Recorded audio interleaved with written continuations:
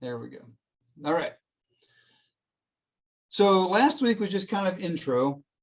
We talked a little bit about, companies and corporations and LLCs and LLPs and, a little bit about just how corporate structures get started, how they might change over time. I hope you had an opportunity to read through the McGee case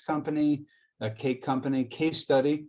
And I'd like to chat just for a few minutes. If you're online and you're able, switch your video on so I can see everybody's shining face. So talk with me a little bit of what's going on with the McGee Cake Company. Like what's happening? What kind of decisions were they facing?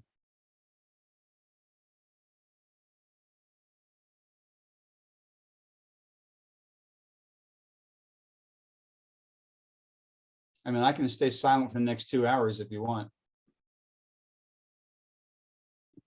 So didn't they had to decide whether they wanted to become an LLC or a corporation?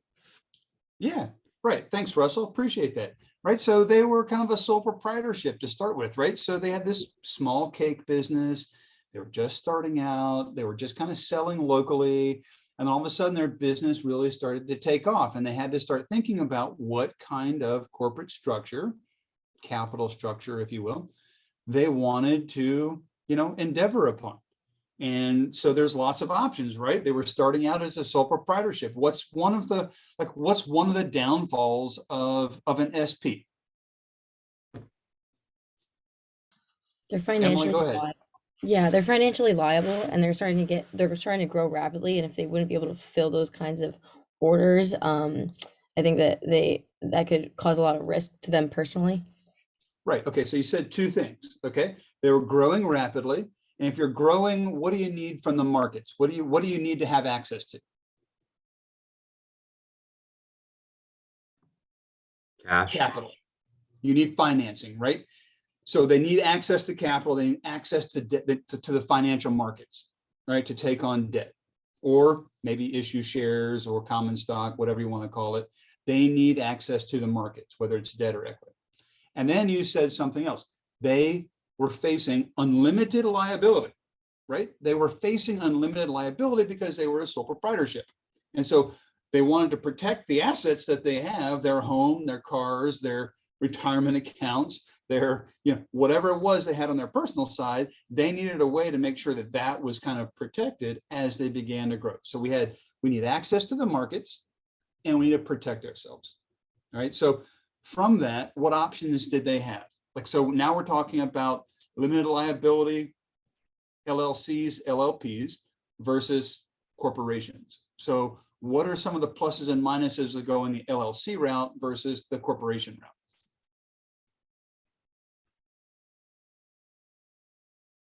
And anyone can just unmute and talk. One of the benefits of going the corporation route is potentially access to more capital.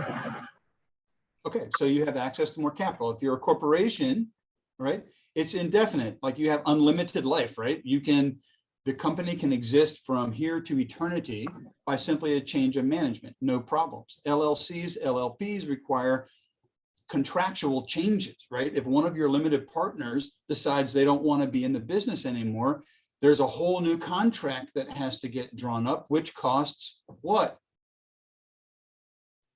Money. It costs money. Okay, so between an LLC, LLP, and a corporation, we're just simply talking about how much money do you want to spend?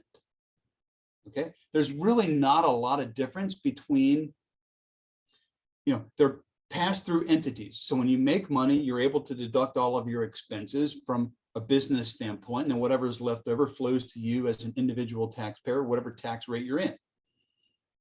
The corporation, the downside is we kind of get that double taxation, right? So the corporation, which we're going to talk about today at length, gets taxed at 21%.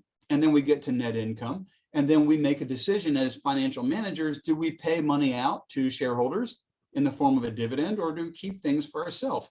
And if we pay money out to the shareholder, and chances are, if you're in a financial management position within a corporation, you are a shareholder within the company.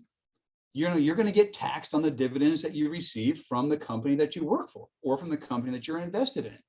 Right? So there's pluses and minuses. So in terms of the McGee Cake Company, the real issue is how much money do they want to spend to structure their business? So right away, initially, the best answer is let's just go into an LLC, all right, a limited liability business, because that shields our personal stuff. It gets us out of the sole proprietorship, okay, removes us from unlimited liability, puts us into a limited liability standpoint, right? Still gives us reasonable access to capital because we can show our business financials to a bank and get access to the debt markets, right?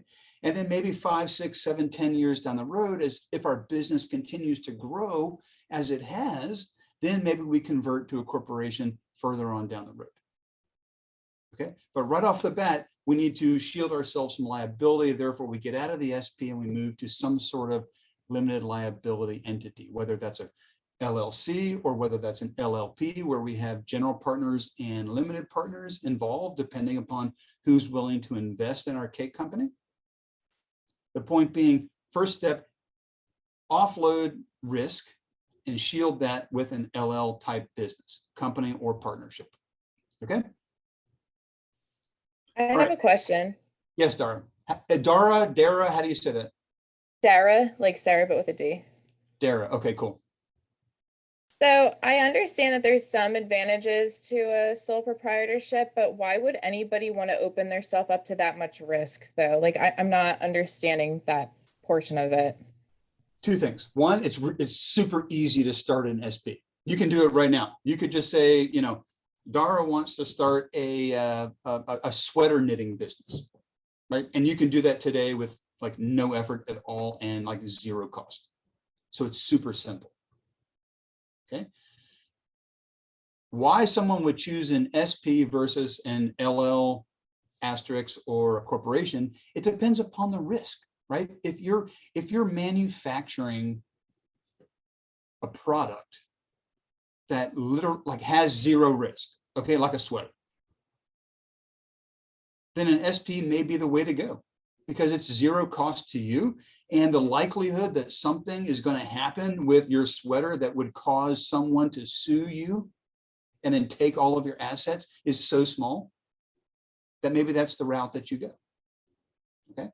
If, like my line of work, investment management, you know, if I make a mistake and I accidentally buy something instead of sell something, right, that causes risk to my firm.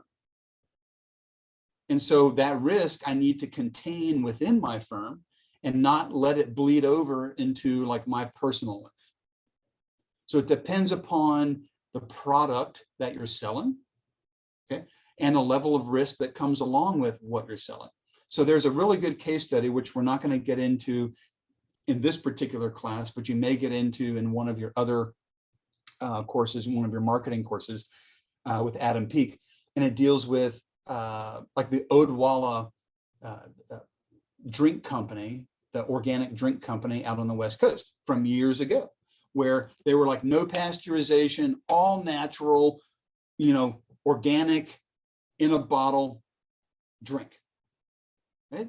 Well, they had a problem and it caused a lot of financial harm to the business. If they had been organized as a sole proprietorship, that would have been a really big deal for them, right? For the owners of the company, it would have been a huge deal because the lawsuit could have impacted their personal lives. But because they were organized as a corporation, it was contained within the business itself and did not impact their personal financials. Okay, so it depends upon the product that you're trying to sell. Does that help answer your question? Yeah, I appreciate that explanation, just because I was kind of, just reviewing what we did last week, and I was like, why the heck would anybody want to open their stuff up to that? But that makes sense. It's, if you're just starting out and you don't know what to do, that's the easiest way to kind of get your idea off the ground. And then as it begins to grow and materialize, that's where you got to start thinking about, okay, now I need to start thinking about risk versus reward. All right. I put the product in the market. It seems to be doing well. How much money is it going to take to make sure that I protect everything over here, but continue my business? right? So it's just a natural progression of an idea. Okay. All right.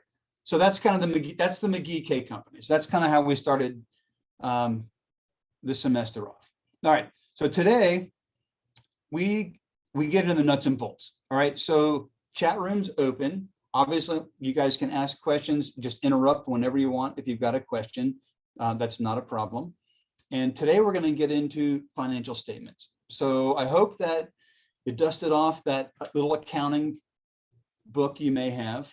And I am going to start sharing my screen here. This thing will work. Here we go.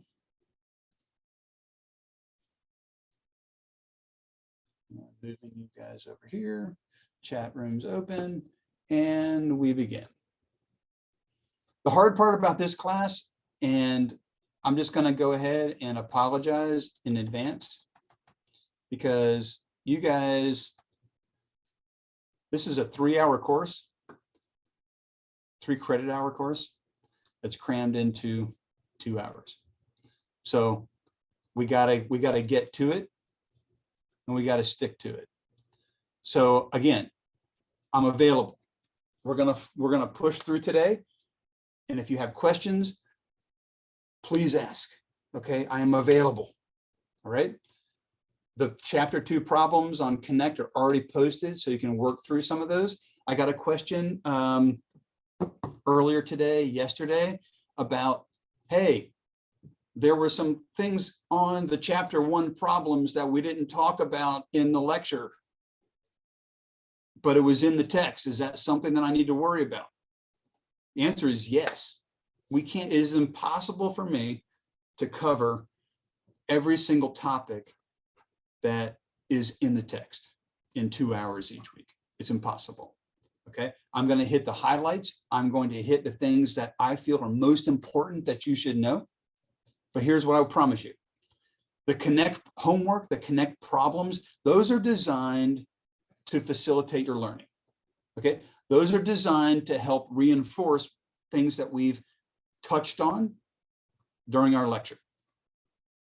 Okay, what I promise you is this: when it comes to the midterm, right, and when it comes to the quizzes, you will only be tested on things that we have talked about or reviewed during class time or during offline uploaded videos. All right, because there will be times where I upload a separate video to kind of reinforce the Excel learning, okay, that we have already talked about, right? But when it comes to the Connect, like practice problems, you may encounter questions on the Connect that we have not actually covered in class, but that's just meant to reinforce some of the learning from the text.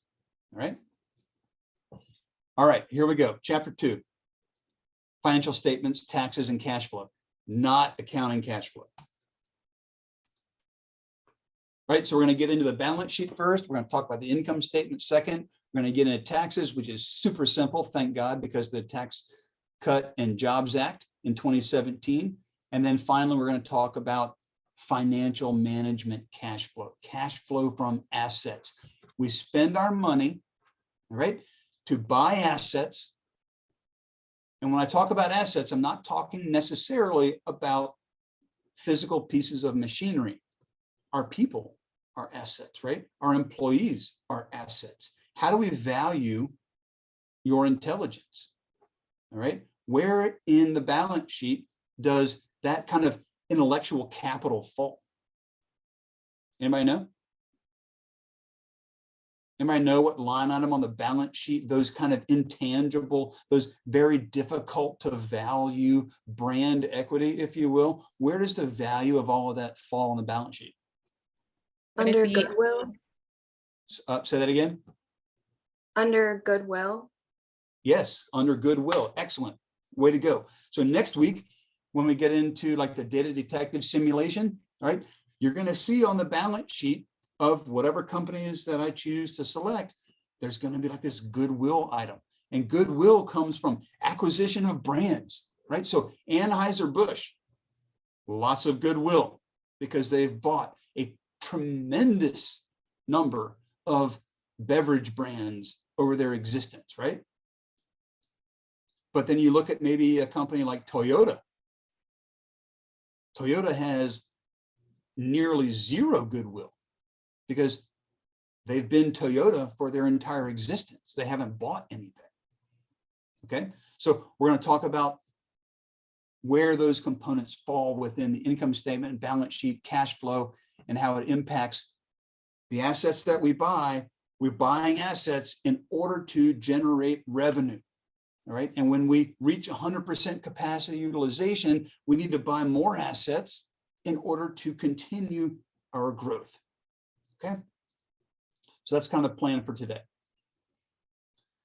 So when we finish our visit today, we should have a really clear understanding of the difference between market value and book value.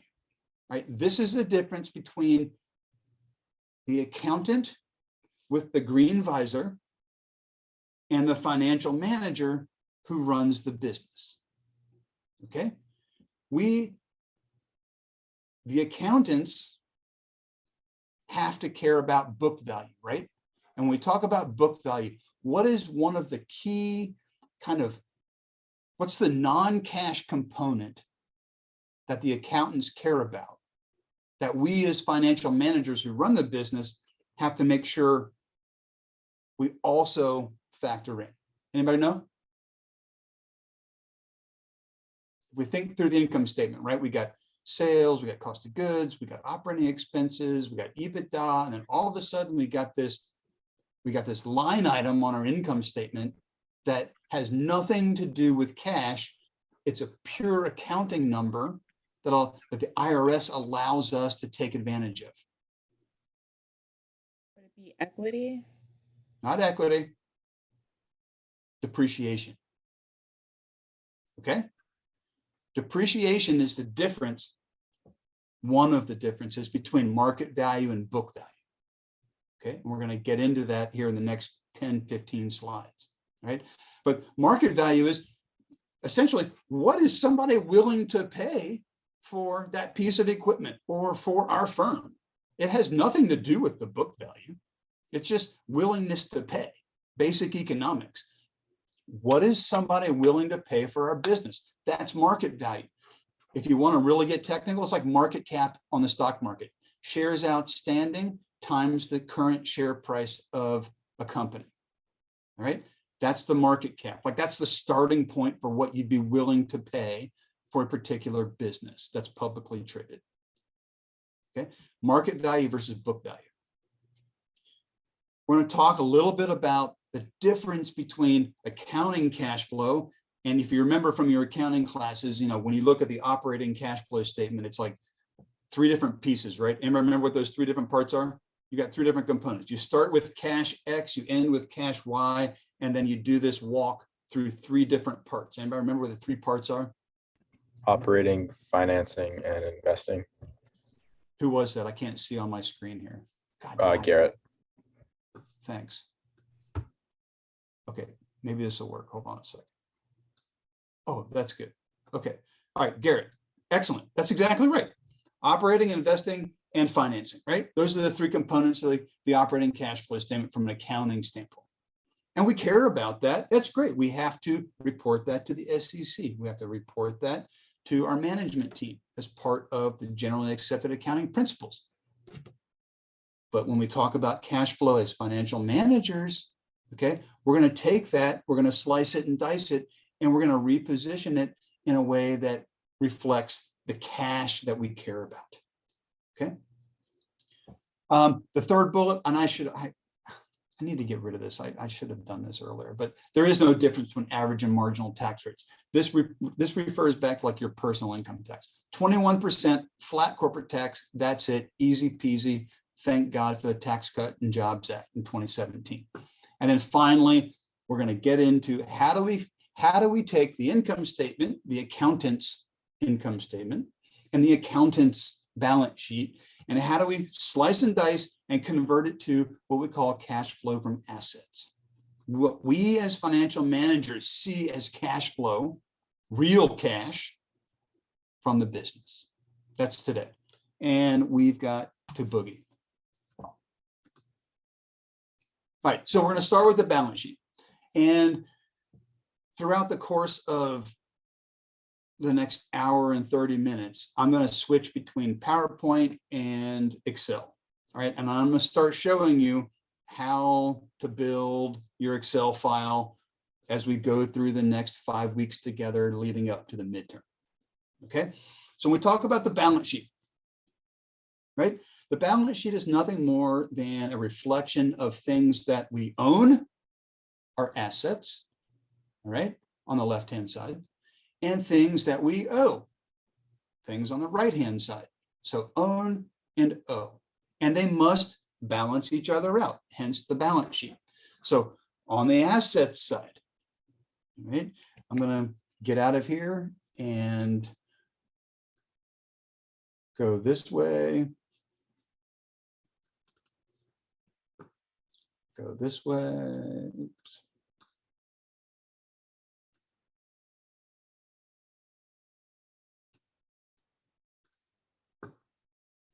So when we think about the balance sheet, all right, we have our assets.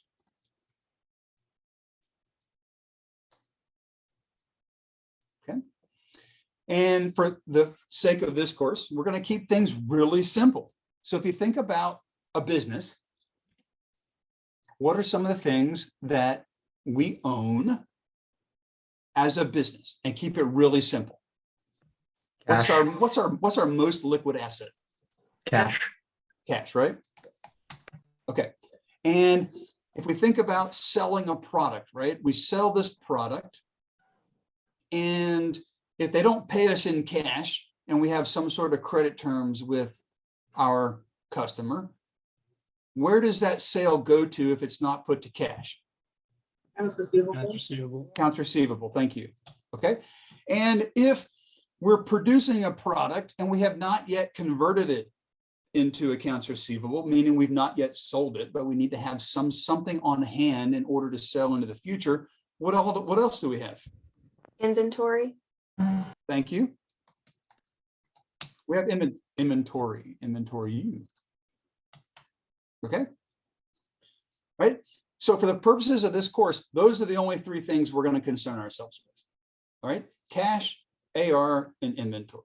And for those accountants that are out there, or for those who have come through finance, you know that there's a whole lot more that goes into the current asset side of balance sheet. For this course, this is it, three things. And the sum of those three things, the cash, the AR, the inventory, we call those current assets.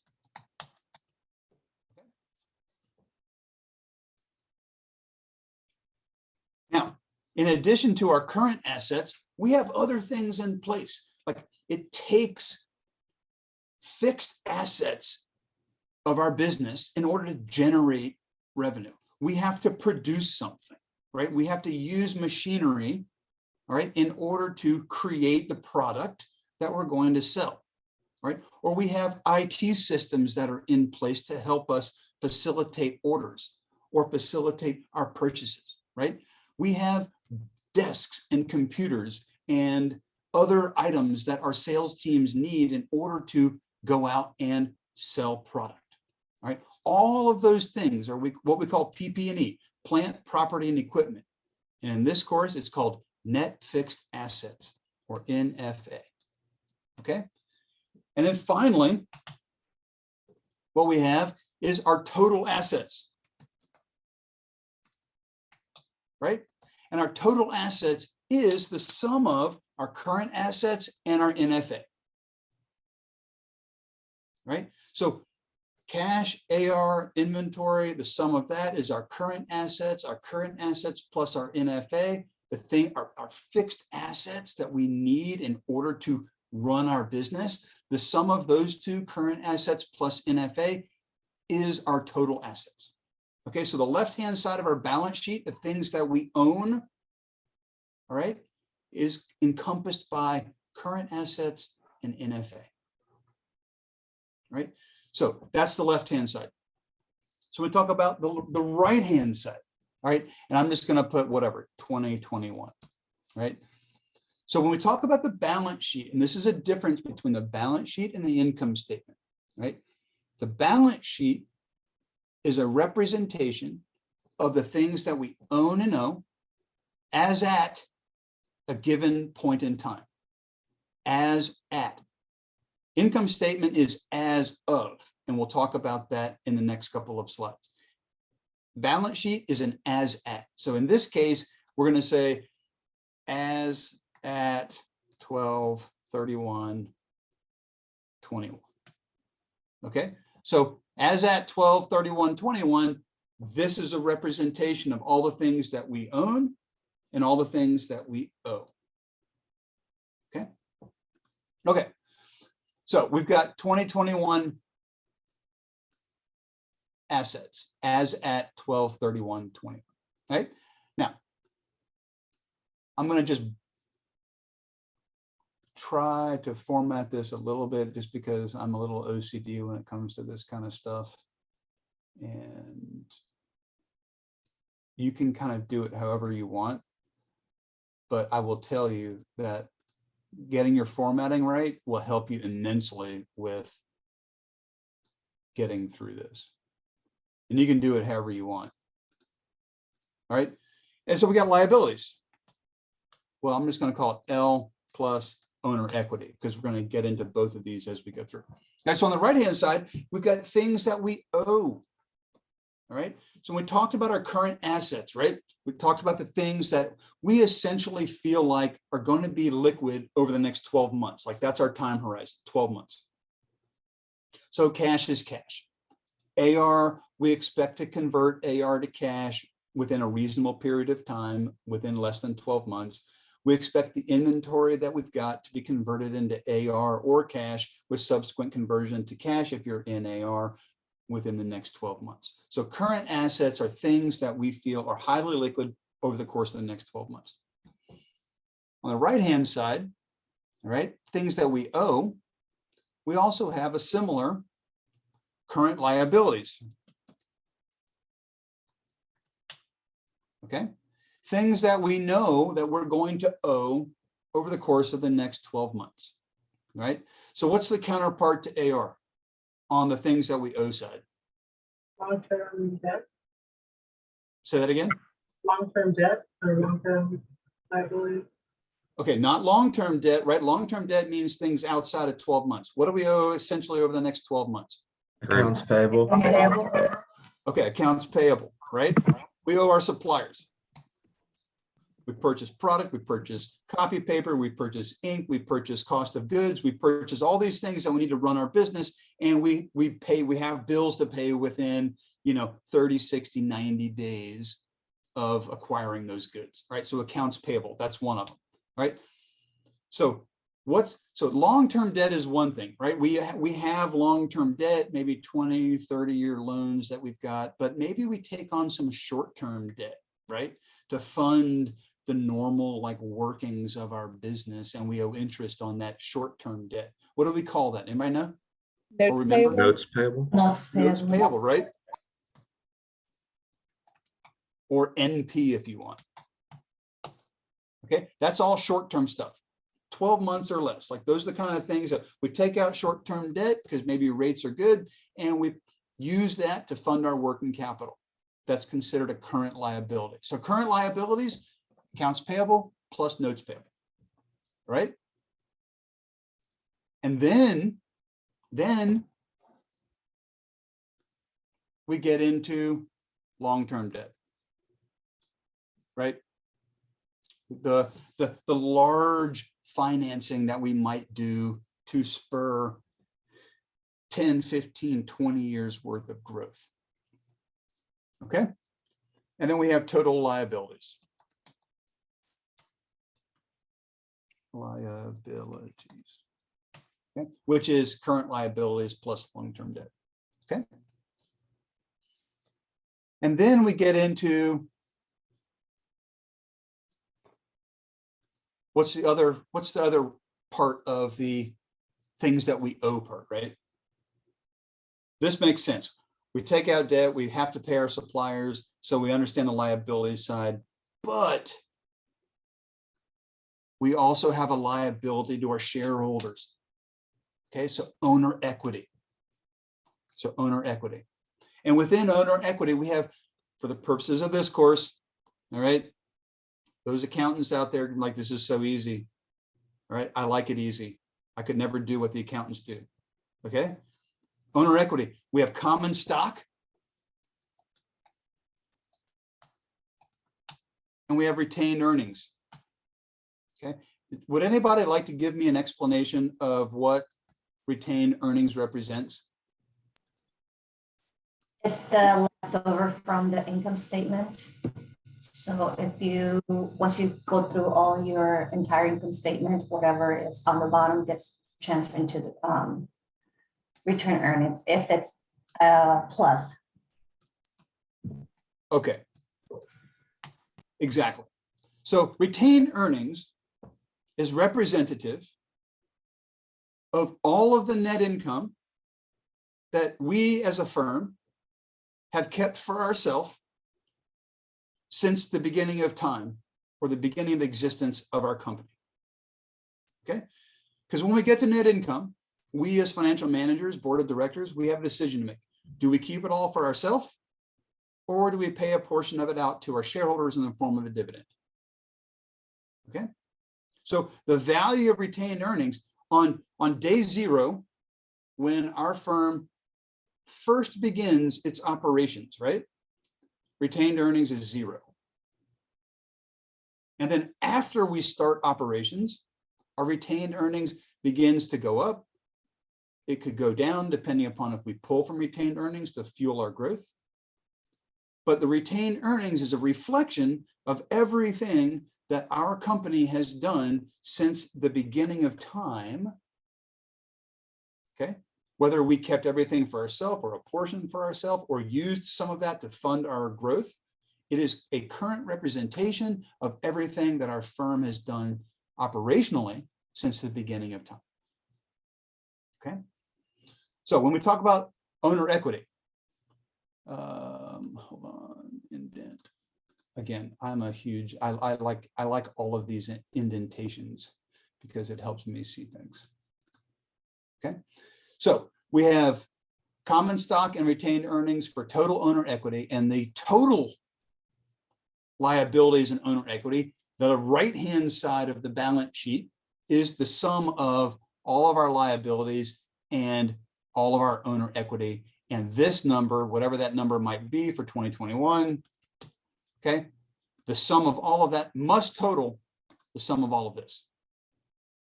Okay? It has to balance. That's why it's called the balance sheet. So our assets equal our liabilities plus owner equity, or stockholder equity in the case of the slide. Okay, so what I've written right here,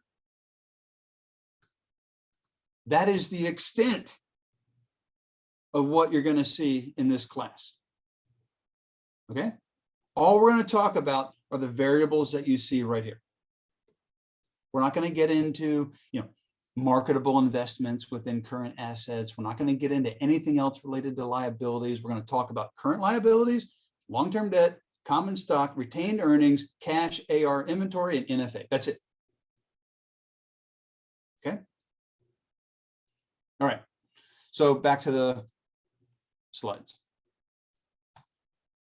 So when we talk about working capital, all right, we're talking about the funds that we need in order to make sure that our business is able to function, to work, kind of for the next 12 months. And when we're talking about that 12-month time horizon, we're talking about current assets and current liabilities. What do we own for the next 12 months versus what do we owe for the next 12 months, right? So the net working capital is the difference between our current assets and our current liabilities. So net working capital is equal to current assets minus current liabilities. If that number is positive, it means we have enough liquidity. And we'll talk a little bit more about cash ratio, quick ratio, acid test. We'll talk about more of the ratios next week. But do we have enough liquidity to cover the liabilities that we have coming up over the next 12 months?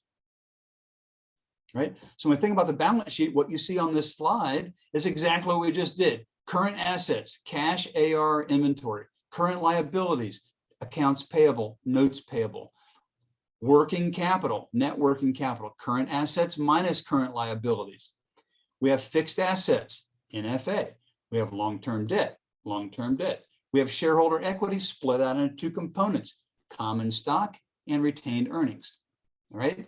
Again, this is the starting point for your Excel file when it comes to the balance sheet.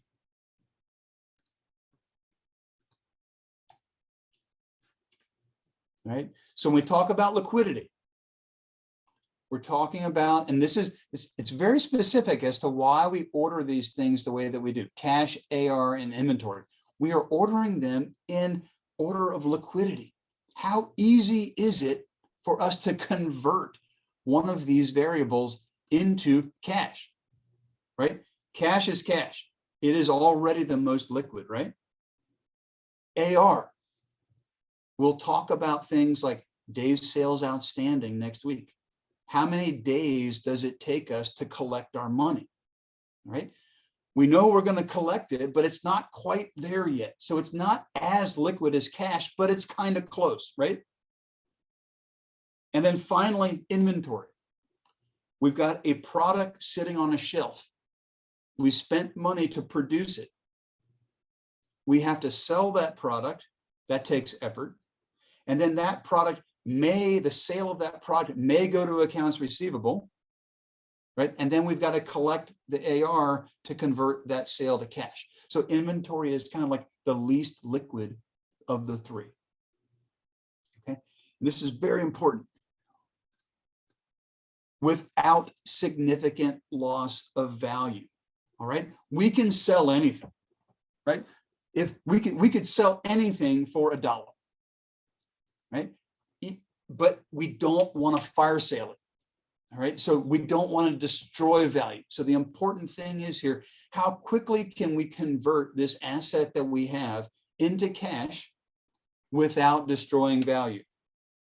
Everything's always for sale, right? We can sell anything. It's just a matter of, are we destroying value when we sell it, which we do not want to do. Sometimes we do, right? Sometimes we just need to get old product off the shelf and we're just willing to accept whatever somebody is willing to pay for that product. Okay. But in business, as financial managers, our goal is to maximize shareholder value, right? So if we're going to maximize shareholder value, we do not want to sell something with significant loss of value. So we're not going to fire sale something. Right. And then on the right-hand side of the balance sheet, when we talk about debt versus equity, can we issue stock? Can we buy back shares to help fund our growth? Or do we need to access the debt markets because interest rates may be low as they have been for the last 5 years? Should we access the debt markets to help finance our business? All right. How we go about choosing debt versus equity is something that we'll get into post-midterm. All right. So when we look at this example here, all right, so US Corp, hopefully you printed this stuff out, all right, because normally if we were in class, I'd have already printed these things out for you to be a nice little stapled packet and you can make your notes on it, right? But we can see we're looking at kind of the same thing we just talked about over in Excel. We've got some current assets, we've got cash between 2018 and 2019, we got AR, we got inventory, we got NFA, we got total assets, we got liabilities and owner equity, AP, NP, and we got common stock and retained earnings between the 2 years. All right. This kind of example, when you're dealing with kind of a year-over-year projection or actuals, like this is something that you should get used to seeing because you're going to see it on the Connect problems, you're going to see it on your first quiz, and you're 100% going to see it on the midterm. Okay. And being able to see year over year what happened with our cash, what happened with our AR. Okay, so here we go. We got accounts receivable in 2018 went from 455 million to 688 million. Is that a source of cash or a use of cash? Are we generating more cash for ourselves if AR goes up, or are we tying up our cash if AR goes up? We're tying up our cash Why?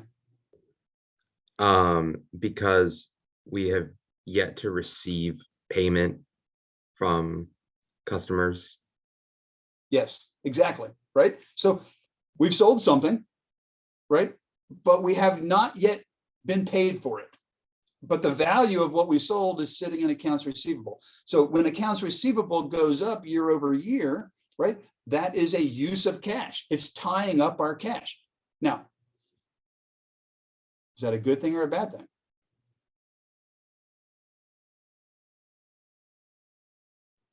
Doesn't I it would kind say of it's depend a on the good thing. company?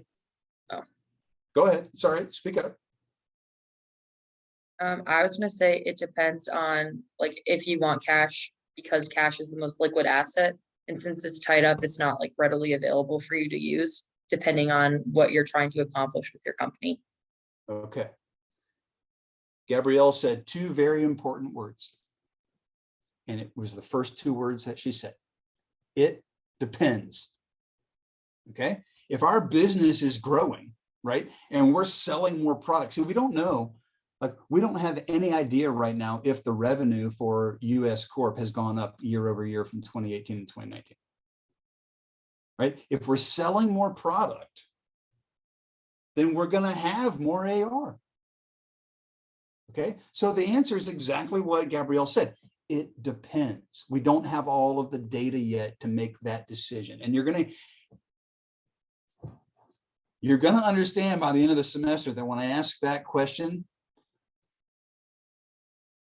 it depends is usually the right response. Okay. Because we don't have all the data yet.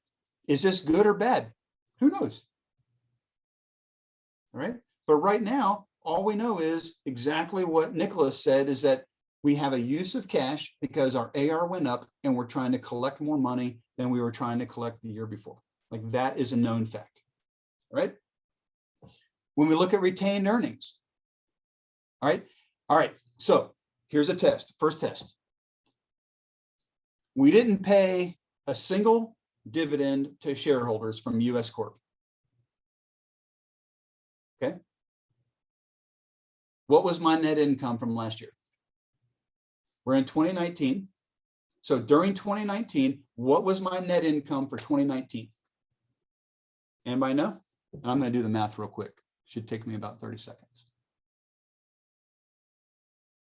5 seconds. What was my net income for 2019 if we paid nothing to shareholders and kept everything for ourselves? Hold that thought, okay? I'm not going to give you the answer, but when we move to the income statement, we're going to come back to how they talk to one another. Okay, so make a note, write it down. What was the net income for 2019 for US Corp? And we're going to see if we're right. All right, so market value versus book value. So when we talk about book value, do you guys mind if I keep like Excel and PowerPoint open at the same time, or do you want me to go back to like full screen, like PowerPoint stuff? Or does it matter to you guys? Okay, because I like the ability to kind of flip back and forth. All right, so book value. It's the balance sheet value of the assets and liabilities and equity. All right, but it's carried on the books at historical costs. Like this is the GAAP principle. Okay, the accountants have to keep track of what things were purchased at the point in time they were purchased, because the IRS allows us to depreciate, take advantage of the depreciation on the income statement. And so book value is one thing, right? And it's not invaluable. Like when we go to look at companies that might be undervalued, okay, we use the book value to market value ratio as an indicator as to whether or not a company is overvalued or undervalued in the marketplace. So it has purpose, all right? The market value is essentially the true value. What is somebody willing to pay today? Who cares what you bought it for? That's a sunk cost. But what's somebody willing to pay today for our assets and our liabilities, right? And they both have value. But the reality of it is that when we talk about what's more important in the decision-making process, we care about what people are willing to pay today, right? Not what the book value is, not what the accountants say things are worth, but truthfully, what somebody is willing to pay in the marketplace, right? And I'm not going to go through that. You guys can look through the Klingon market versus book value, okay? Assets and liabilities, what the value in the marketplace looks like versus what the book value is. Basic differences, depreciation, but also perception, okay? All right, income statement. So before we move into this, any questions about the balance sheet? Any questions? Cash plus AR plus inventory equals current assets. Current assets plus NFA equals total assets. That's the left-hand side, the things that we own. The right-hand side, things that we owe. Accounts payable, notes payable. 1 plus 2 is current liabilities, plus long-term debt equals total liabilities. Owner equity is comprised of 2 components for this course, the value of our common stock and retained earnings. Liabilities plus owner equity equals total liabilities and owner equity. Right side must balance with left side, period. In, let's say,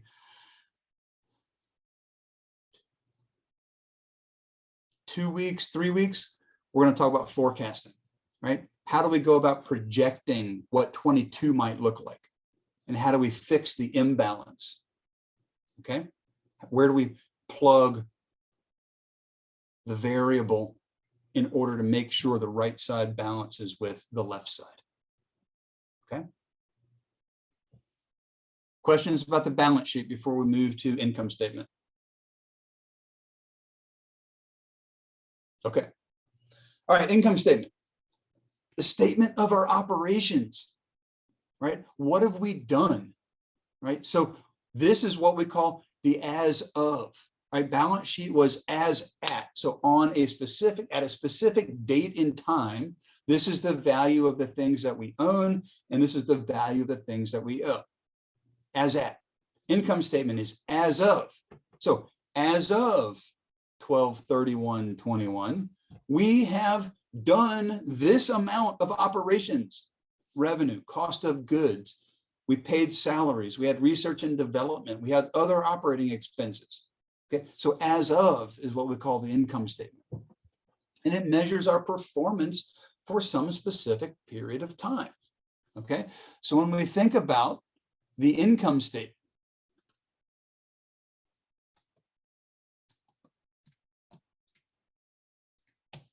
okay, when we think about the income statement, right?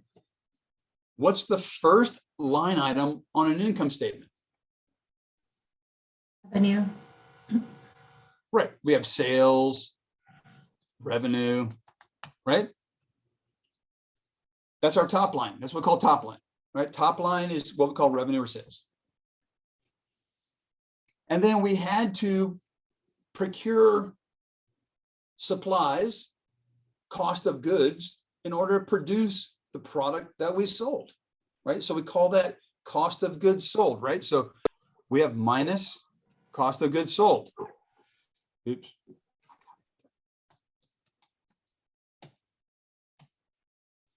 Okay, so all of the things that we had to procure in order to produce the product, like your iPhone, right?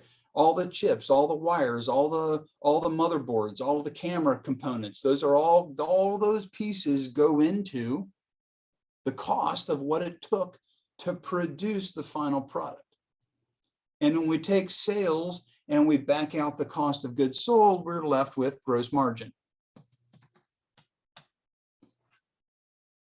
Okay. And gross margin is an important number because it tells us kind of how efficient are we in using the resources that we purchased in order to convert those resources into a saleable product and being able to sell that product into the market at a specific price. So gross margin is an extremely important number, the percentage gross margin, right? So that deals with the product itself. We have all these other supporting costs, right? We need people, we need research and development, we need copiers, we need computers, we need video cameras, we need pens and pencils and paper to run our business. Okay, we need electricity, utilities to be able to produce these products that we have, right? So below gross margin, we have operating expenses, things like salaries, research and development. And then for the purposes of this class, it's going to be other expenses. Okay, so we have these three things. Those of you who are accountants out there or who have gone through the accounting classes will appreciate the fact that I'm keeping this super simple. Okay, so once we back out all of these expenses, we have total expenses, right? Okay. And once we take gross margin minus our total expenses, we get this really magical number called Ebitda. I don't like the fact that it's automatically indenting this for me. Okay. And this, as financial managers, all right, this number, Ebitda, gross margin minus expenses, this is the first representation of free cash flow for your business. Okay, because everything up to this point, we're talking about real dollars, right? That's sales, those are real dollars. Cost of goods, those are real dollars. All of our expenses, real money, real cash we have to pay out. So Ebitda is kind of that first net number that gives us an insight into our free cash flow for the business. Okay. And then we start taking away letters. Okay, so Ebitda, earnings before interest, taxes, depreciation, and amortization. Okay, that's what that means. We're not going to deal with the A in this class, so don't worry about amortization. We're going to deal with the D. All right, so the next thing that comes off is depreciation. So we back out depreciation. Okay, and the accountants will tell us what that is. All right. The IRS has what's called makers tables, all right? Depreciation tables based upon the type of asset that is being depreciated. You can accelerate depreciation or do what's called straight line depreciation, which when we get to more of that, that's all we're going to deal with is straight line. We're not going to deal with makers or anything like that. Straight line depreciation. But from an income statement standpoint, the IRS says, hey, we want you to grow your business. We want you to invest in your business. We want you to add to your fixed assets. So when you add to your fixed assets, we're going to let you get a break on that. So they allow you to depreciate a portion of those assets each given year. Right? And so we get to take that deduction, if you will, away from our Ebitda. And once we get past depreciation, we get to EBIT. Okay, now in the text, I'm going to warn you, and you'll see here in a couple slides, they are not breaking this down line item by line item like I'm showing you here, but I'm going to tell you. If you break it down line item by line item and you show Ebitda and you show depreciation, and you show EBIT and you show each component and you get used to that, your life will be so much simpler on the midterm. Okay, because when we get into ratio analysis, you're going to need some of these individual line items in the income statement. Okay, so EBIT, earnings before interest and taxes. Well, now we get to take out interest. Okay, maybe we financed a portion of our business with debt. Okay, and along with that debt comes interest payments that we have to make on that debt. The government says we're going to allow you to back that out before we calculate what taxes are owed. Right? So when we get from a couple of weeks from now and we get into figuring out, we took out a loan, all right? How much interest is associated with that loan in a given year? That's what would go here. And then finally, we get to EBT, earnings before taxes. Okay, so EBIT minus interest is EBT. And let's just say, here we go, 2021. Okay. We back out taxes.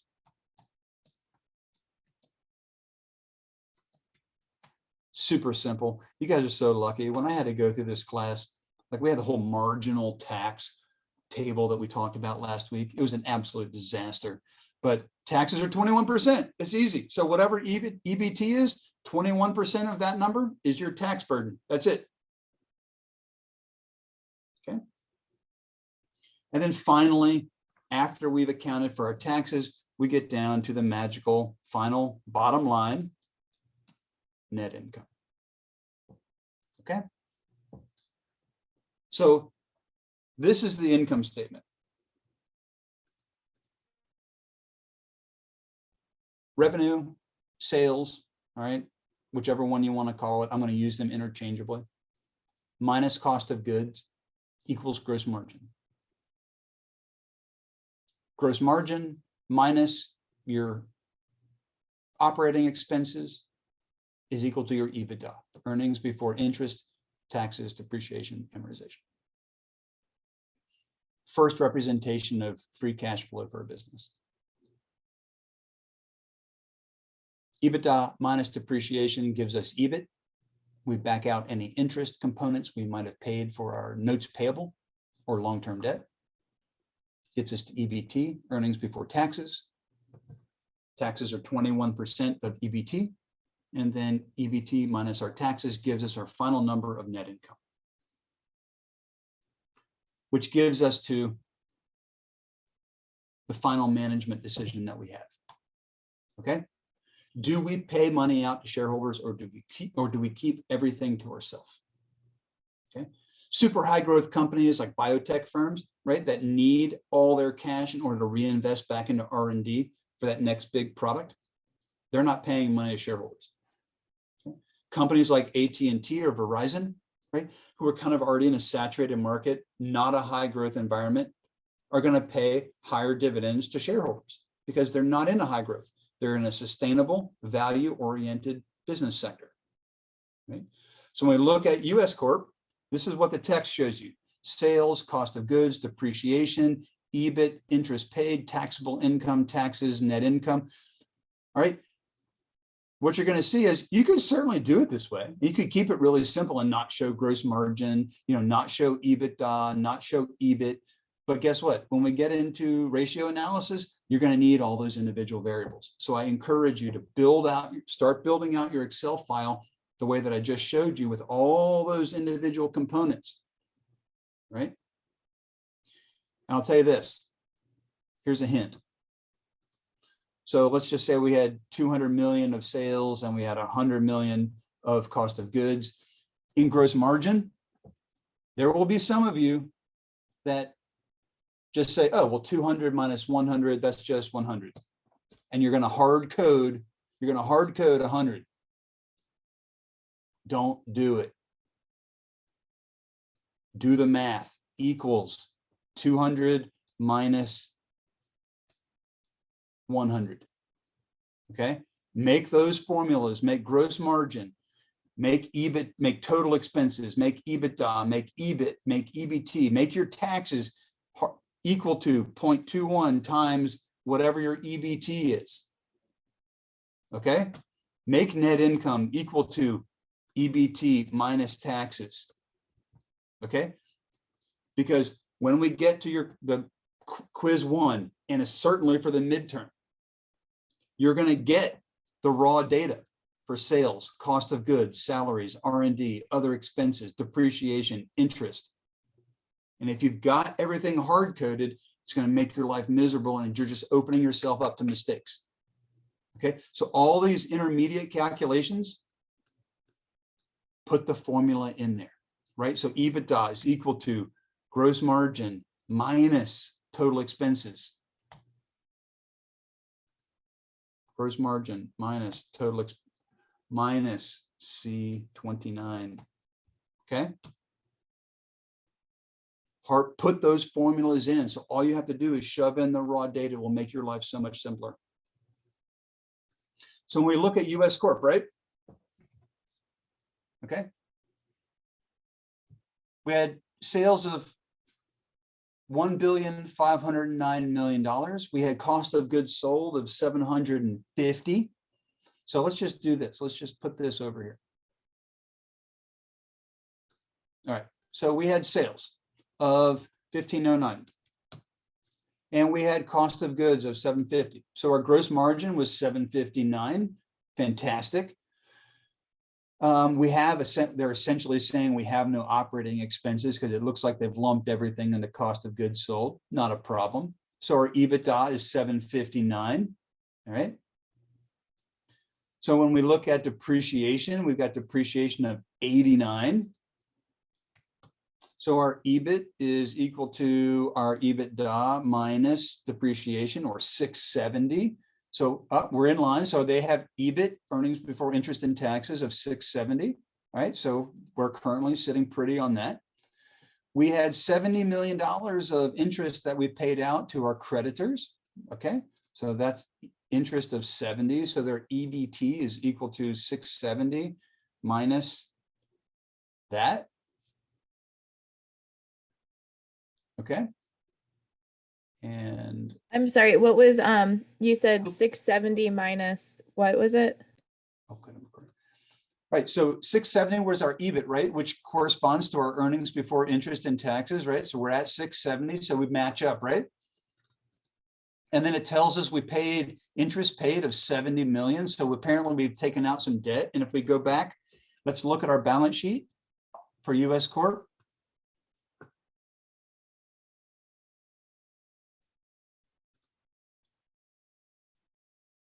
Okay, so we've got debt, right? We've got notes payable, okay? And we've got some long-term debt. So clearly there's an interest that we're going to have to pay, like there's interest on our debt that we owe, right? So in this particular year, in 2019, we paid $70 million in interest to our creditors based on the debt that we have, right? So the interest was $70 million. So EBIT was 670. Minus the 70 that we paid out for interest gives us an earnings before taxes, EBT, of 600, right? So we're still in sync here, okay? Taxes are at 21%. So 21% of EBT gives us our tax burden of $126 million. Therefore, our net income is $474 million. Okay? So our little Excel file matches up with what the PowerPoint slide has said. Now we as financial managers, the accountants are going to do this. The accountants give us this, right? The accountants shove all this stuff to their fancy green visor, and this is what spits out. Now we as financial managers go, okay, cool. I got $474 million. What do I do with it? And in the case of US Corp, we as financial managers have said, you know what? We're going to reward our shareholders with some of this money that we made this year. And we need to grow, so we're going to keep some of it for ourselves. Right? So management, we have said, all right, we're going to pay out $165 million of our net income to our shareholders in the form of dividends. Hey, bonus, that's great. Right? Management decision. Okay, important point. This is where you as financial managers get involved. The accountants gave you everything up to this point, and now they say, here you go, bro. Now it's up to you to figure out what you want to do with it. But just tell us what you're going to do with it so that we can make sure to close the loop. So we sat down, all of us, around a table, maybe over a few beers and some mezcal, and we said, of that $474 million, we're going to pay out $165 million to our shareholders. So 165 million divided by the 474 million tells us that we're paying out 34.8% of our net income to our shareholders. This is a very important number. We call this the payout ratio. What portion of our net income are we paying out to our shareholders in the form of a dividend? Okay. When we get into internal growth rates and sustainable growth rates, the payout ratio is going to become very important. Okay, so the ratio, go ahead. Oh, sorry, I have a question. So to get the payout ratio, is there like a rule, or do they just decide like this is how much we're willing to give to our shareholders? So there's no rule, right? Okay. Every company is different, right? And it depends upon your growth versus value orientation. Okay, so if you're a super high growth company and every dollar that you earn, you need to keep for yourself in order to reinvest back into the business to continue your growth, then you're probably not paying any dividends. So if you think about how this translates into the actual stock market itself, you've got growth companies, right? Whether it's large cap or mid cap or small cap, but you're growth oriented. Every dollar that you earn, you're going to keep for yourself in order to grow. So you're not going to pay dividends to your shareholders. The wealth to your shareholders comes in the form of share price appreciation. Okay. On the other hand, you've got value oriented companies, large value, mid cap value, small cap value, that will pay dividends to their shareholders, but they're not growing. So we get into this concept of total return. The dollars that you get from dividends plus the dollars of share appreciation gives you total return. And there's a balance between the two. All right. And we're going to talk a lot about that balance after the midterm when we get into risk and reward, statistical analysis, total return type conversations. Okay. So there's no rule of thumb. It's just you pay a dividend or you don't. And if you pay a dividend, how much are you paying out as it relates to your net income? So payout ratio is simply dividends paid divided by net income, right? And then whatever's left flows to retained earnings on the balance sheet. Okay. 309. I told you we were going to come full circle on this. Wait, excuse me, I'm sorry. Can you repeat that? You said payout ratio is simply dividends paid divided by, you said net income? Yep. Okay, so thank you. Yeah, so 474 million, like that's what we're working with, right? So the accountants gave us this, and now we're all sitting around a table having a nice meal, okay? And now we're trying to figure out, okay, what do we do with the $474 million that we just made this year? Do we keep it all for ourselves or do we give some to our shareholders? And we said, hey, you know what? Let's be generous. Let's give 34.8% of our net income to our shareholders in the form of a dividend. So we said, that's $165 million. So dividends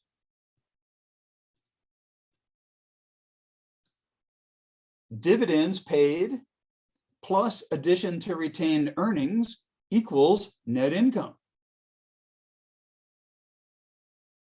Let me say that again, because this is an extremely important concept and you have to understand it because this is one of those crucial components to being successful on the midterm. We get to net income. And then as managers, we decide how much are we going to pay out to our shareholders. Whatever we pay out to our shareholders, whatever's left goes to retained earnings. And the sum of our dividends paid plus addition to retained earnings must equal our net income. So 165 plus 309 equals 474. Which means that if we convert things into percentage terms, the payout ratio, how much are we paying out to our shareholders in a percentage of our net income terms? 165 divided by 474 is 34.8%. So we're paying out 34.8% of our net income to our shareholders in the form of dividends. Therefore, our retention ratio, what we're keeping for ourselves, right? What we're retaining for ourselves is 1 minus the payout ratio. Does that make sense? It has to equal 1 because we're talking about, we're taking net income, which let's just say it's $1, right? We're taking net income, which is $1, and we're saying we're going to give 34.8 cents to the shareholders, and we're going to keep 65.2 cents for ourselves. 65.2 plus 34.8 equals 1. So payout ratio plus retention ratio must equal 1 because we're figuring out how we're taking our net income and splitting it between dividends and retained earnings. Now I want to pause there and ask if there's any questions about that. This is a super, super, super important point for the next 6 weeks.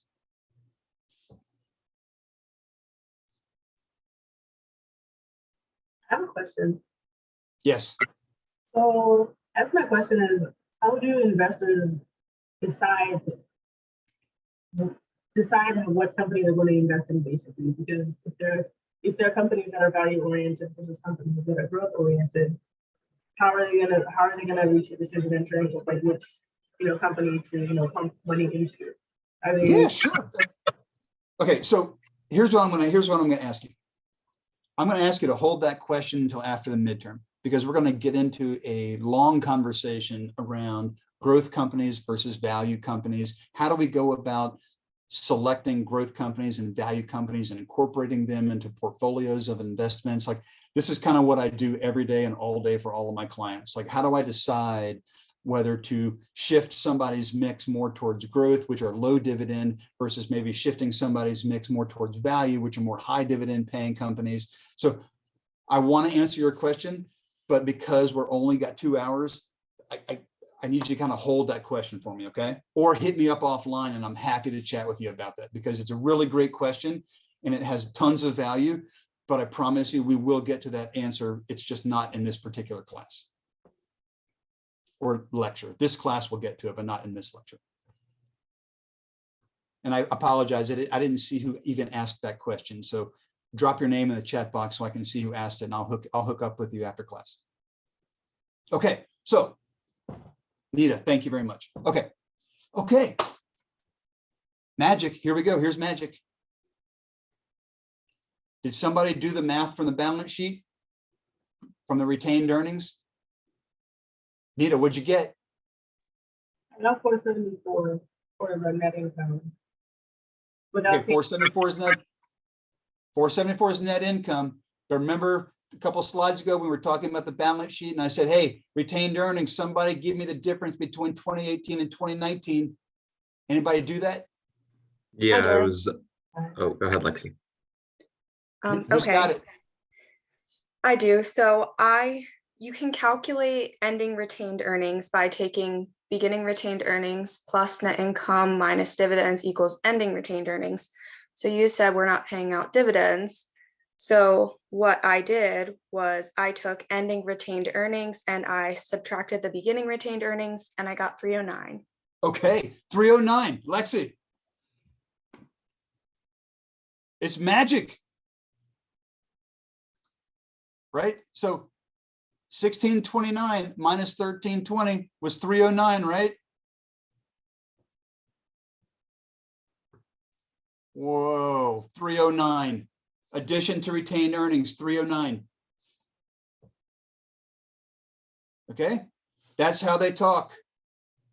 Okay, we decide as financial managers, we got net income of 474. If we had paid no dividends, right? If we had paid no dividends, we should have expected to see the change in retained earnings from 2018 and 2019 back here, right? We should have expected to see the difference here, 474.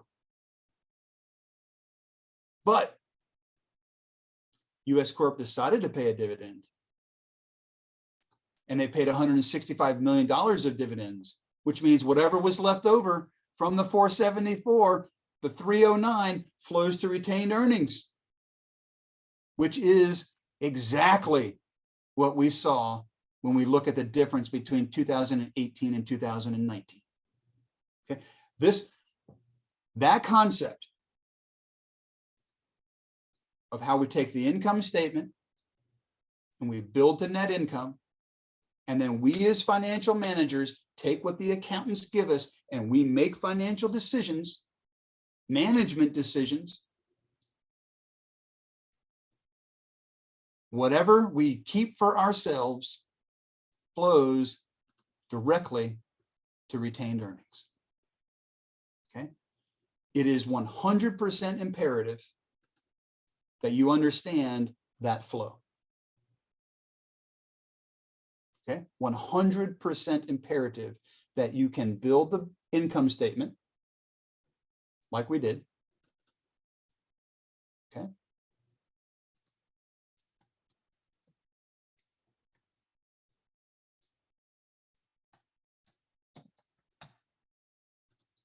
And you're able to take the net income and parse it into dividends paid and addition to retained earnings. So in this case, it was 165, and addition to retained earnings is nothing more than net income minus divs paid of 309.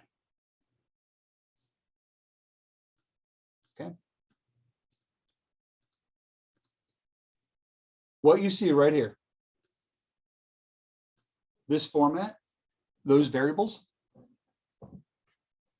that's all you're going to be tested on ever.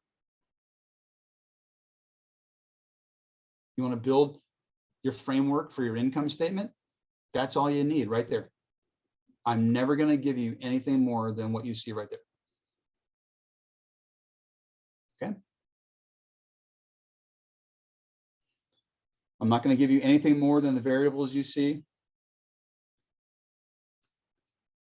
right here. Okay. Now, it may open up, so you have 2 years, 2021, 2022, 2021, 2022. But in terms of the variables that you're going to look at, this is the framework. Okay. So when we talk about building your Excel file, build your income statement, and then right next to it, build your balance sheet. Okay. Questions about payout ratios, retention ratios, how the balance sheet and income statement talk to each other via retained earnings. Super important. Okay. All right, let's rock. Okay, so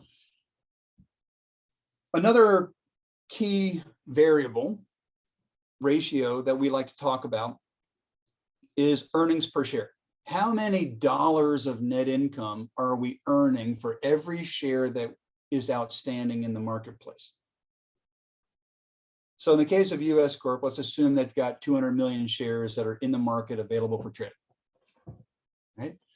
We take our net income of 474 million and we divide that by the 200 million shares that are outstanding, and we get this earnings per share, $2.37 per share. EPS. When we get into ratio analysis next week, we'll talk a little bit more about EPS and why it's important, especially when it comes to price to earnings ratio. So in addition to EPS, earnings per share, we can calculate dividends per share. Same way. So we have $165 million of dividends that got paid out across 200 million shares, meaning that if you own 1 share of US Corp, right, you get paid $0.825 for every share that you own in the form of a dividend payment. It's free money. Now you get taxed on that at 12% or 15%, depending upon your tax bracket. But nonetheless, based upon the $165 million that were paid out, if you're a shareholder and you own 1 share of US Corporation, you're going to get paid 82.5 cents just for owning their stock. Okay, that's part of the entire total return calculation, which we'll talk more at length about after midterm. So EPS, you're going to need to know how to calculate earnings per share. Dividends per share, you're going to know how to calculate dividends per share, right? But the point being, earnings per share, net income divided by the total shares outstanding, dividends per share, total dollars of dividends divided by the total shares outstanding in the marketplace. Not going to talk about gap matching principles, not going to be tested on any of that. The only thing that I'm going to talk about, and this is super, super, super important, and we have, what time is 12:10, so we got another 40 minutes. Okay, good. You have to be really careful. When we talk about cash flow, you've got to make sure that you are taking care of depreciation first and foremost, okay?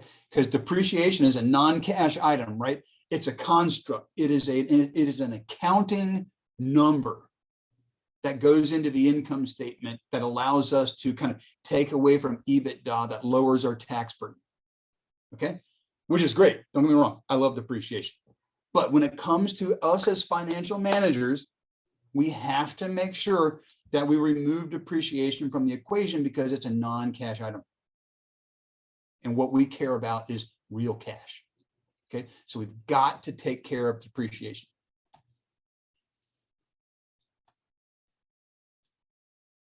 So corporate tax rates, again, we talked about this already when we built our income statement, 21%.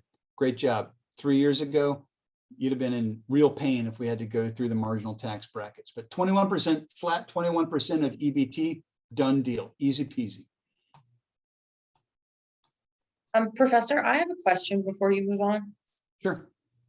When you talk about how we have to like take care of depreciation, what does that exactly entail when we're doing it with the numbers? Like, I understand what the concept of depreciation is, but does that affect us in what we're doing in Excel? And if it does, how would we, I guess, calculate the correct number if it doesn't matter, but yet we also have to account for it and remove it from an equation?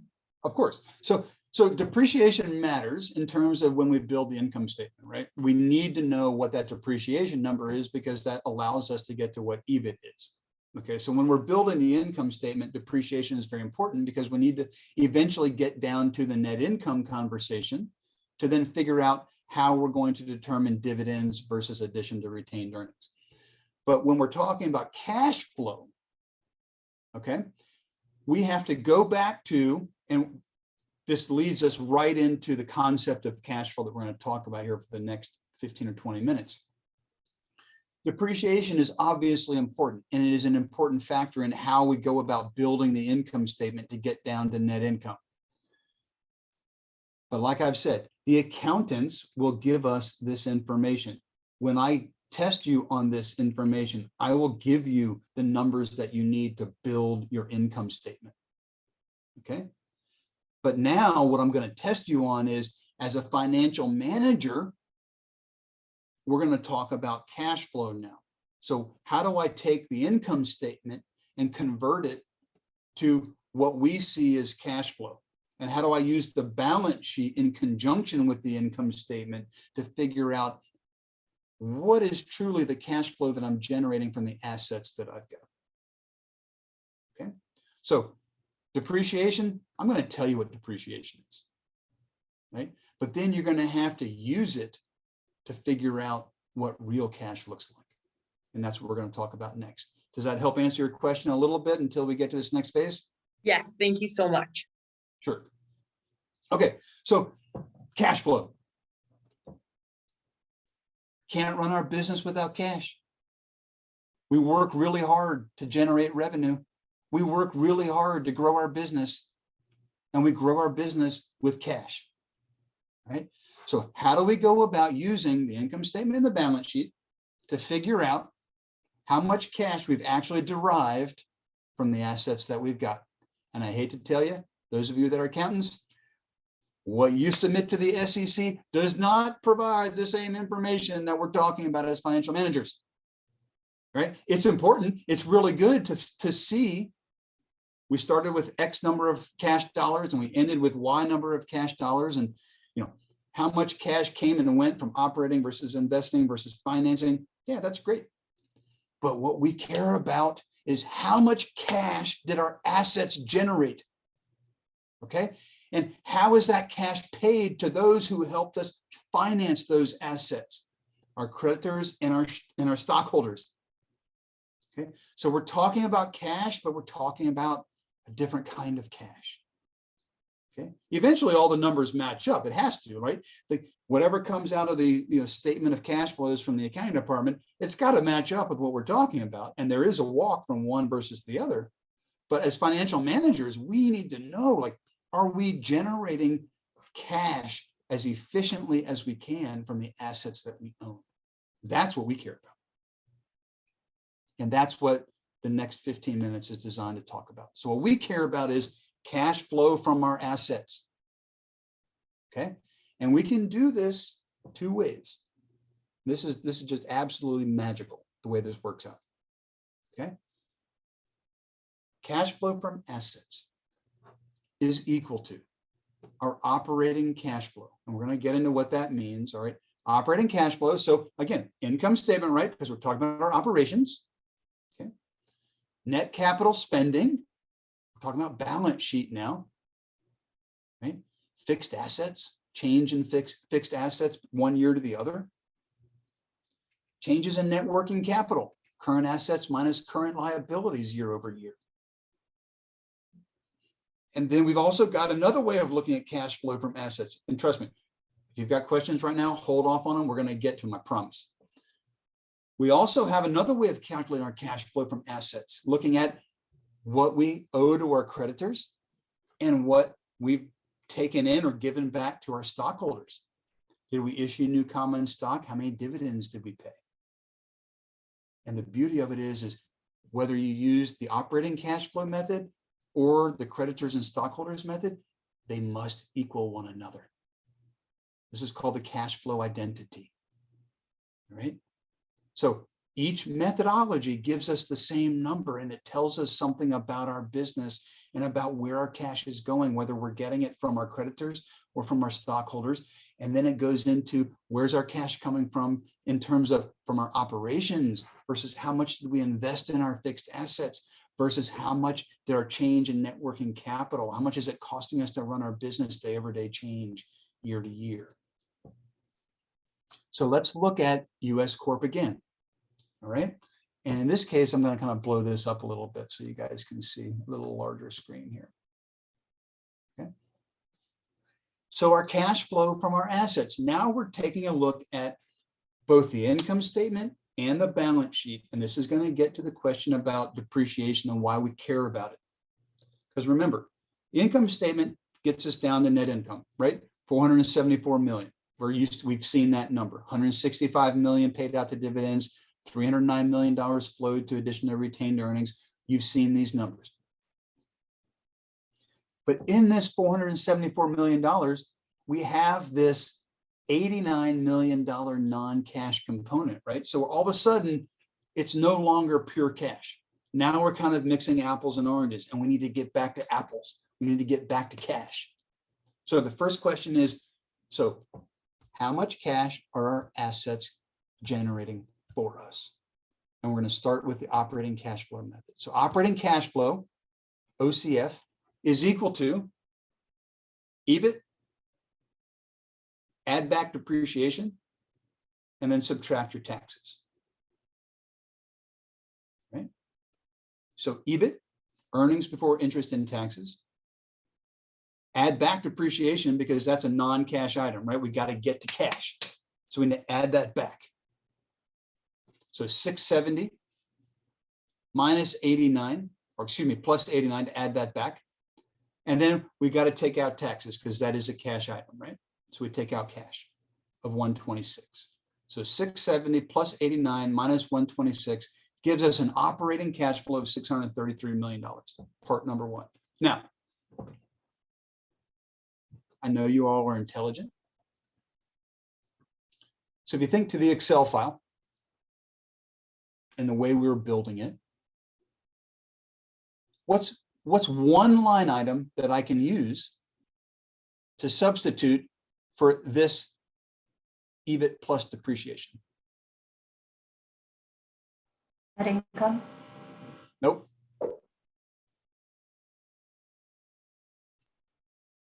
Ebitda. Thank you. Who said that? Nita. Nita. Excellent. Ebitda. Right. EBIT plus depreciation is Ebitda. It is this, right? 670 plus 89 is 759.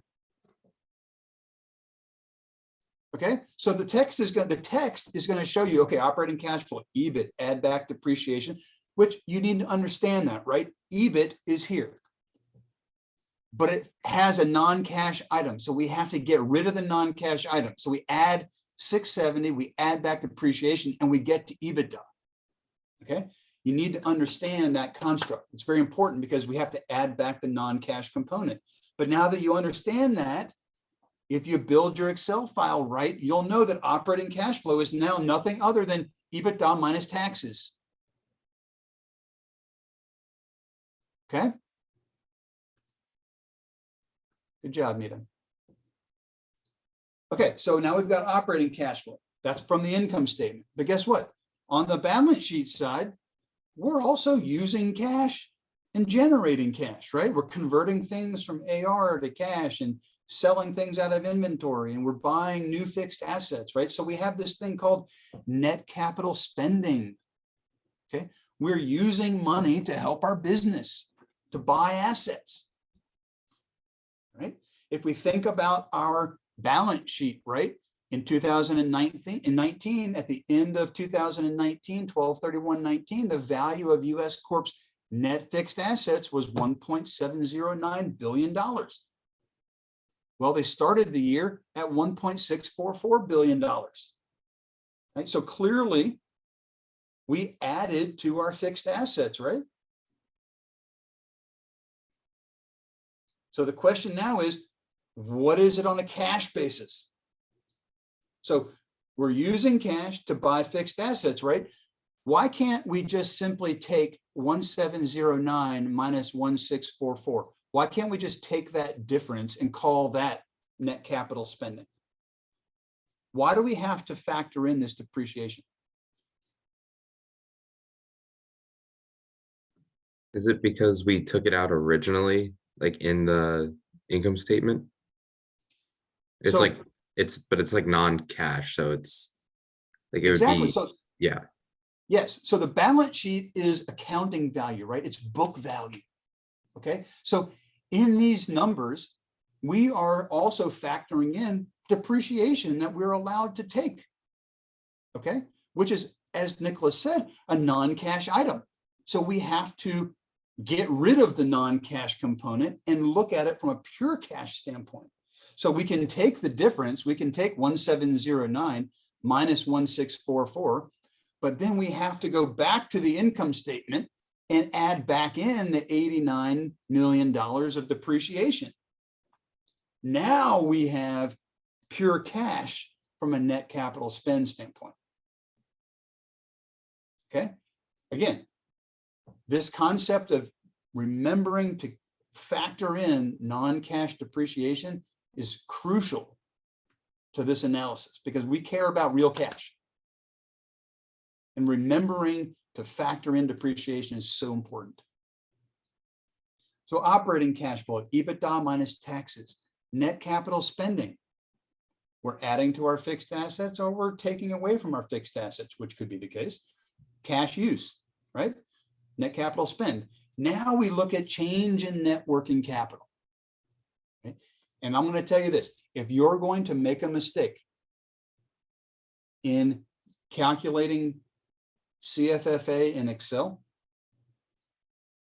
this is where you're going to make it. And it's going to be from order of operations. Okay. Ending net working capital minus beginning net working capital.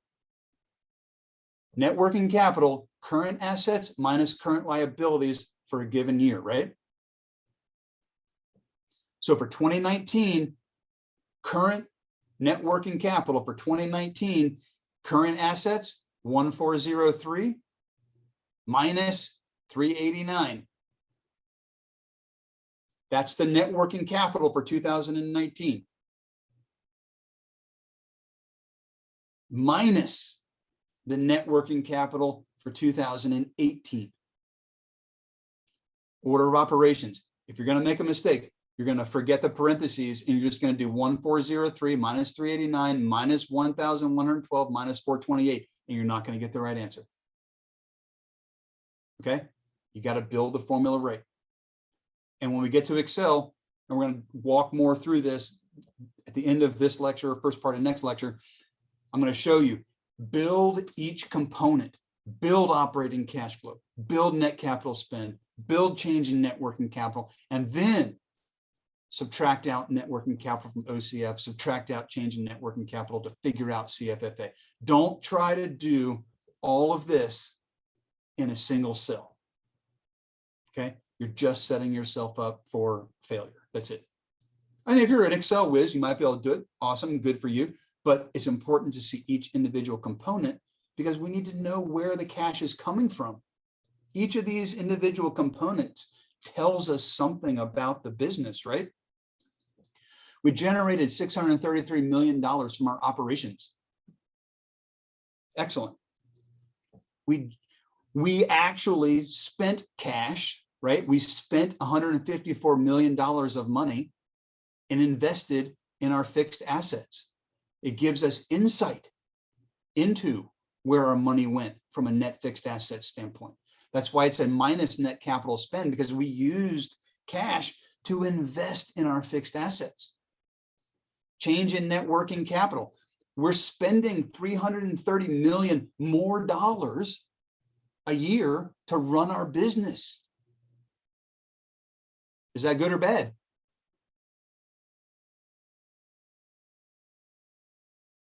We're spending $330 million more dollars to run our business in 2019 than we did in 2018. Is that good or bad? It's another, it depends. It depends. Thank you. We don't know yet, right? But it gives us insight into the three different parts of how our operations have helped us generate money for the firm.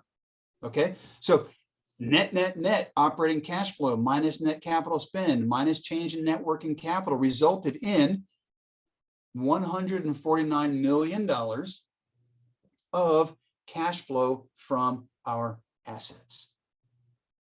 Okay, very, very, very important number to understand. So that's part number one of the identity. Remember, we said we had two different parts.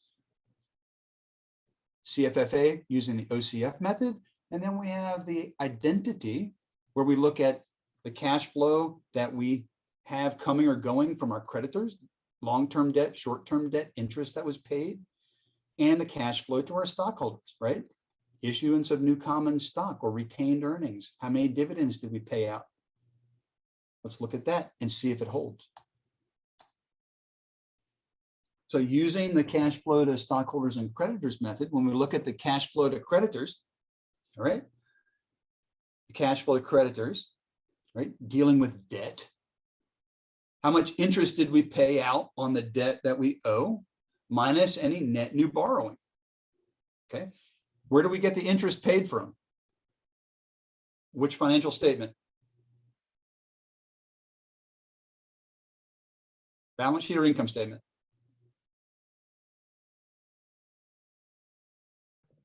The income statement. Thank you. Interest paid 70. We paid $70 million out, interest paid, right? So income statement tells us how much interest we paid. Minus net new borrowing. When we look at net new borrowing, we're talking about long-term debt, which takes us to the balance sheet. All right. I hope by now you guys are starting to see that you're going to be flipping between the income statement and the balance sheet, income statement, balance sheet to figure these questions out, right? Net new borrowing, $454 million in long-term debt in 2019, 408 in 2018. Net new borrowing, right? We took out more debt. So interest paid minus the difference in long-term debt year over year gives us $24 million of cash flow from creditors. Okay, we had $24 million coming into our business because we took on more debt, right? When we take on debt, the bank gives us money. We had to pay some of that out in the form of interest, but nonetheless, the creditors portion of our cash flow from assets resulted in a net positive $24 million of cash to our business that we used for investing in our fixed assets and growing our business. Shareholders. Well, we paid out money in the form of dividends, right? Income statement. We paid out $165 million in dividends, right? Shareholders. So that's cash out the door, right? Minus any new equity that we may have raised. Well, that's balance sheet common stock. So the value of our common stock went from 600 to 640. So we were up $40 million year over year on the common stock that we paid out. So therefore, our cash flow to shareholders was $125 million. And when we add those two together, the creditors plus the shareholders, we get $149 million as our cash flow from assets as it relates specifically to our creditors and shareholders. And lo and behold, we have the cash flow identity. $149 million using the OCF method and $149 million using the creditors and shareholders method. So you could envision a question. You could envision a question where I give you information that relates specifically to the OCF methodology, but I ask you to solve for how many dividends were actually paid out. And you need to understand the identity between the OCF method and the creditors and shareholders method. Okay. You can back solve for how many dividends are paid out simply by being given all the other pieces of information to determine what the CFFA is using the OCF methodology and then translating that into this. Okay. Just a little hint there. Okay. So, like I said, I'm not asking you to memorize these formulas. Okay, and if we were in the classroom, this would be a much more emphatic point. But I can take anybody off the street, spin them around 5 times, give them a bunch of numbers, give them a formula sheet, and they can come up with the numbers. Okay? Anybody. So what my expectation of you is to demonstrate your understanding and your knowledge of the content. Okay. You'll have access to the slides. You'll have access to the recorded lectures. You'll have access to all of your notes. You'll have access to the internet. You'll have access to whatever you want except your classmate. That's it. When it comes to the exams and the quizzes, you can full access to whatever you want. But my expectation is that you're going to spend the time understanding and learning why depreciation is such an important component to all this, why we have to factor it in, why we have to back it out, why it doesn't deserve to be in the calculations. That's my expectation. Okay, to just understand the material. All right. So that's almost perfect timing, actually. So that's kind of it for today. What I want to talk about now is any questions on the slides? Any questions on cash flow from assets? Again, reflection. Okay. I threw a bunch of stuff at you today that you've never seen before. And if you're an accountant, you're going, that's not cash flow. But in your mind, you're going, wait a second, that kind of is cash flow. Right?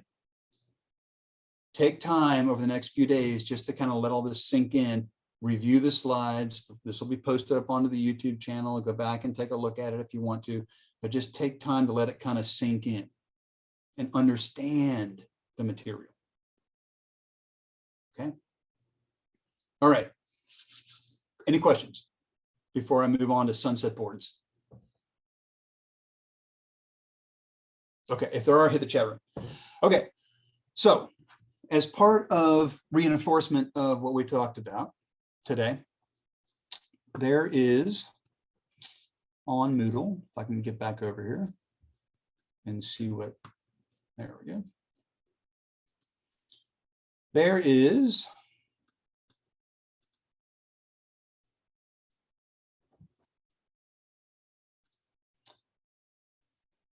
don't make me sign in, thank you. Okay. A mini case.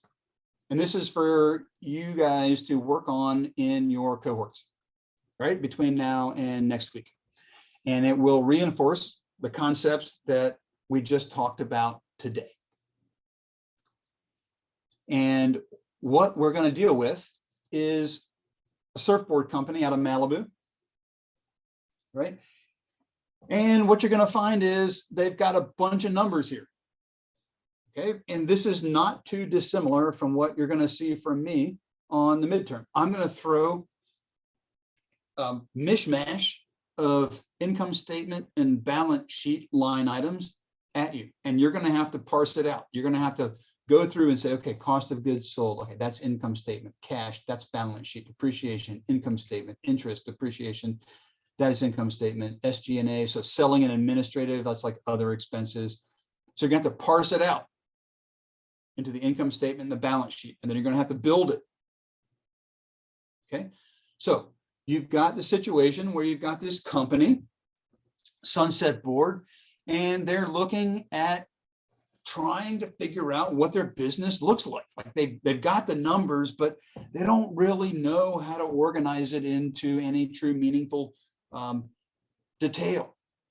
Right? So you're going to need to take the data, okay, and you're going to kind of need to go through questions 1 through 6. You're going to need to build the income statement for both years, build the balance sheet for both years, determine what the operating cash flow is for each year.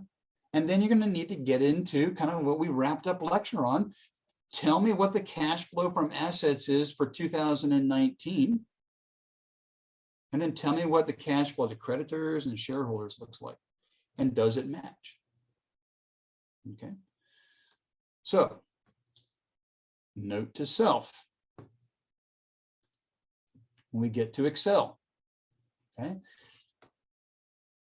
This mini case is a really good starting point for how you should start building your Excel file for the midterm.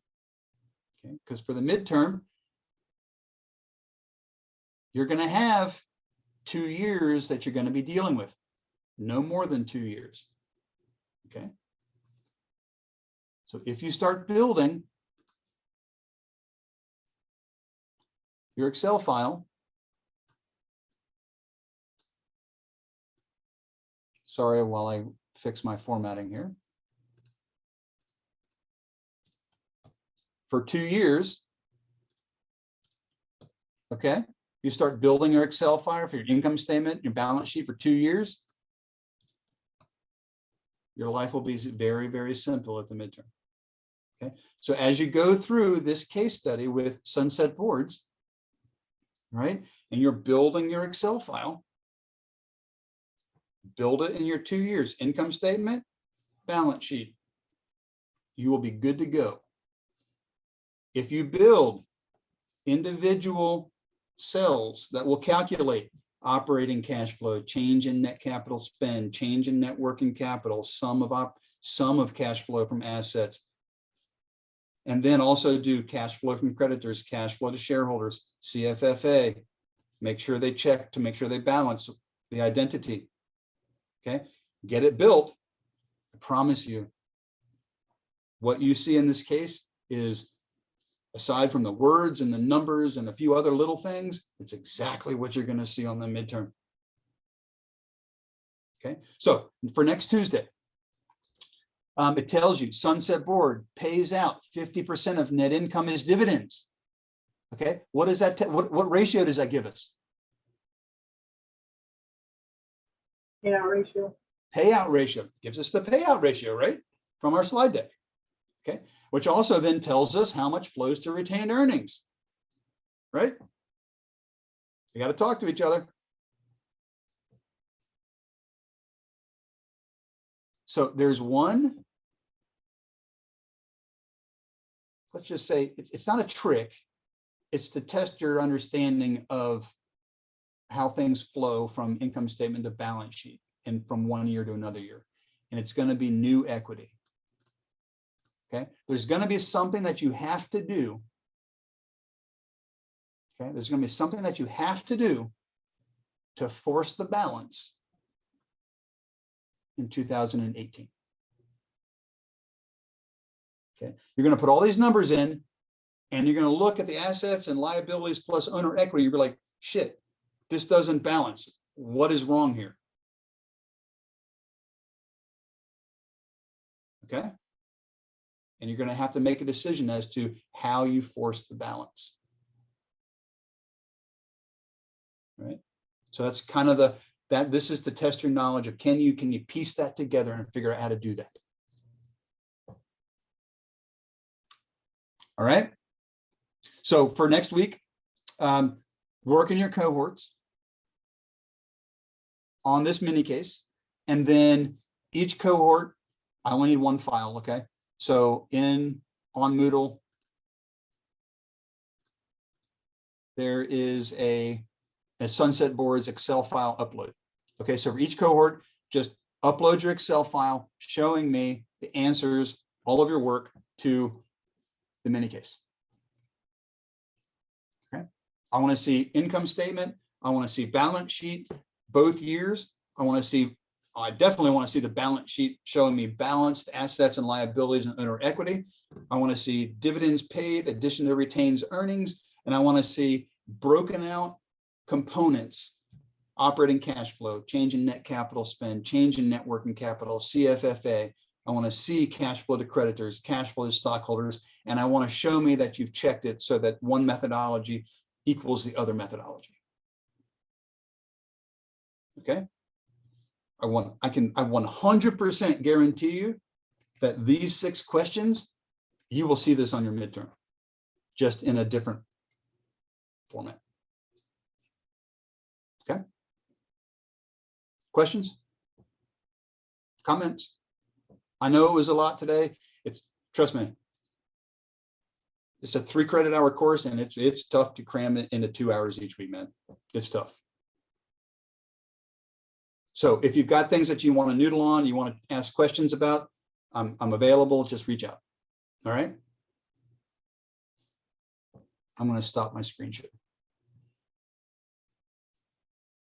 All right, that's it for today. Any questions?